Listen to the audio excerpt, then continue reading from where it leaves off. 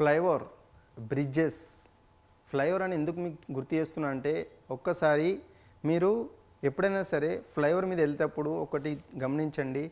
వర్షాకాలం కానీ ఎప్పుడైనా సరే ఇతర వాహనాలు కానీ ఎప్పుడైనా సరే ఏదైనా ట్యాంకర్ కానీ బ్రిడ్జి పైన అనుకోకుండా ఇట్లా బోల్తా పడితే దాని ఆయిల్ అనేది కింద ఉంటుంది. ఇది ఎవరు గమనించకుండా ఎప్పుడైనా సరే, ఇప్పుడు నా ఇంకా మీకు వీడియో ప్లే అవుతుంది కదా, ఒకసారి చూడండి ఎన్ని లైన్గా వెహికల్ యాక్సిడెంట్ అవుతున్నాయో.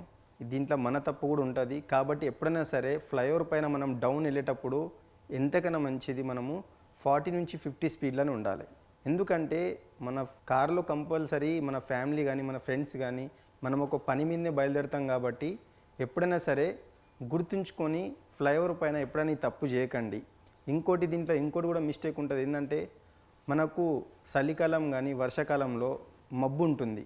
ఆ మబ్బు వల్ల కూడా ఏంటంటే ముంగట వెహికల్ ఆగి ఉందా లేకపోతే ఏదైనా సంఘటన జరిగిందా మనకు తెలియదు. కాబట్టి ఎప్పుడైనా సరే ఈ వర్షాకాలం స్పెషల్గా చలికాలం ఎప్పుడైనా సరే మనం చూసుకొని నడపడం బెటర్. లేకపోతే ఈ వీడియోలో మీరు చూస్తున్నారు కదా, అలాంటి సంఘటన జరుగుతుంది. కాబట్టి దయచేసి ఈ డ్రైవింగ్లో అనేది అంత ఈజీ కాదు.